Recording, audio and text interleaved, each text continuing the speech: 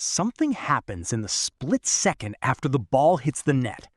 Before you can think, before you can speak, before any conscious decision is made about how to react, something fires inside your skull that has nothing to do with choice and everything to do with what you are. You have probably felt it. That eruption, that full-body surge that starts somewhere beneath rational thought and detonates upward. Arms in the air, voice tearing out of your throat, strangers suddenly embracing, tears on faces that had no intention of crying. Scientists have a name for what just happened to you. Several names, actually. And the story behind each of them reaches back further than football, further than sport, further than civilization itself.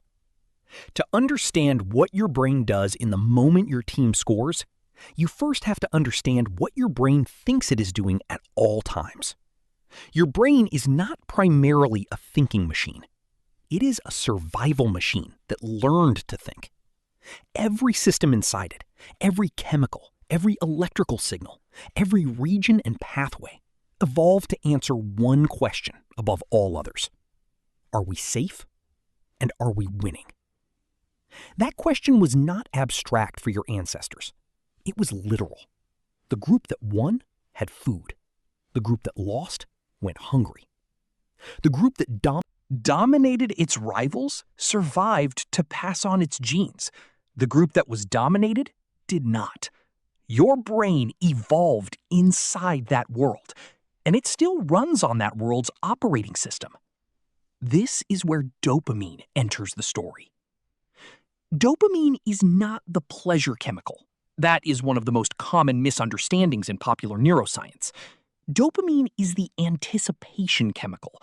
It is the signal your brain releases not when good things happen, but when good things are about to happen, or when something unexpected and positive occurs. Neuroscientist Wolfram Schultz at the University of Cambridge spent years mapping exactly when and why dopamine fires in the brain. What he found changed how scientists understand motivation, reward, and addiction. Dopamine surges most powerfully not at the moment of reward, but in the moments of uncertainty leading up to it. Think about what that means for a football match. The uncertainty is the product. The not knowing is the engine. Every tick of the clock in a one-goal game is a dopamine delivery system. Your brain is not passively watching, it is furiously predicting, updating, recalculating.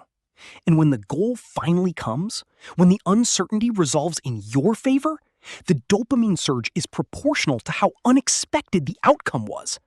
A last-minute winner in a cup final does not just feel better than a routine victory, it chemically is better. Your brain releases more. The spike is higher. The feeling is more intense. This is why football is more neurologically powerful than almost any other form of entertainment.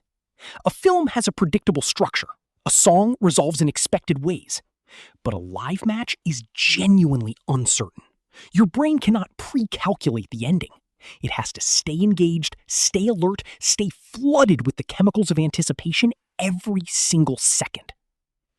But dopamine is only the beginning. When your team scores, a second system activates almost simultaneously. Endorphins, the brain's own pain-blocking, pleasure-generating molecules, flood the body. Endorphins evolved to help social animals bond. They are released during laughter, during physical contact, during shared experience. When thousands of strangers in a stadium erupt together at the same moment, the synchronized release of endorphins creates something that neuroscientists describe as a collective high. Not a metaphor, a measurable neurochemical event shared across thousands of bodies at once. Anthropologist Emma Cohen at the University of Oxford studied what happens to pain tolerance in people who engage in synchronized group activities, singing together, rowing together, moving together. She found that synchrony itself, independent of any other factor, raises the endorphin threshold. People who move and vocalize together can tolerate more pain afterward than people who do the same activities alone. The act of collective eruption in a stadium is not just emotional, it is physically bonding at the chemical level. You are not just celebrating a goal, you are being chemically fused to the people around you. And then there is cortisol. Cortisol is the stress hormone. It is the chemical your body floods itself with when a threat is detected, when the alarm system fires and the body needs to prepare for danger. Most people think of cortisol as something to be avoided, but in the context of sport, cortisol serves a specific and ancient function. It keeps you locked in. Studies of sports fans show that cortisol levels begin rising before the match even starts. They peak during the most tense and uncertain moments. They drop sharply after a goal, either crashing in relief if your team scored, or spiking further into distress if the opposition did. Your body is running a full physiological threat and reward cycle for every 90 minutes of football. The same hormonal arc your ancestor experienced during a hunt or a territorial confrontation, you experience sitting in a chair watching men in colored shirts.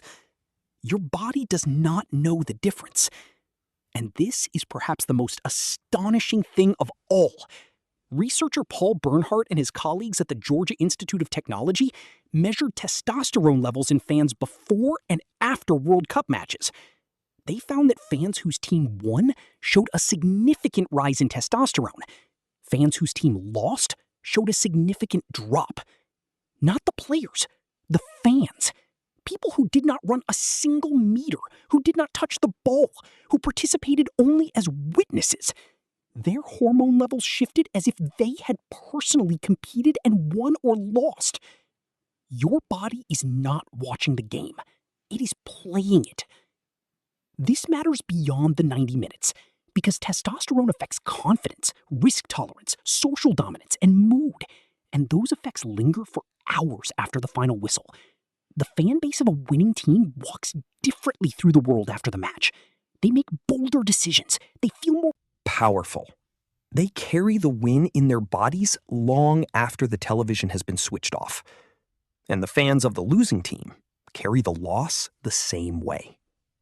Psychologists have documented what they call berging and corfing, basking in reflected glory and cutting off reflected failure. After a win, fans use the word we more. After a loss, they shift to they. The brain is performing a delicate identity calculation in real time, deciding how much of the outcome to absorb into the self and how much to push away. This is not weakness or irrationality. It is the brain managing social identity with the same precision it manages everything else. Because identity is a survival tool. Knowing who you are, which group you belong to, and whether your group is dominant, these are not abstract philosophical concerns. They are ancient biological needs. And football, perhaps better than any other invention in human history, satisfies them all at once. In the 2026 World Cup, 48 nations will send their tribes onto the pitch for the first time. 48 sets of fans will sit in living rooms in stadiums around the world, their dopamine systems primed, their cortisol rising, their endorphins ready to detonate at the moment of a goal. And when the ball hits the net, every one of them will experience the same ancient eruption. Different language, different flag, different shirt, same brain. So the next time you feel that surge, that full body detonation in the second after the goal goes in, you are not overreacting. You are not being irrational. You are being exactly what 100,000 years of evolution made you. You are a social animal whose group just won. And your brain, right on cue, is making sure you feel every single second of it.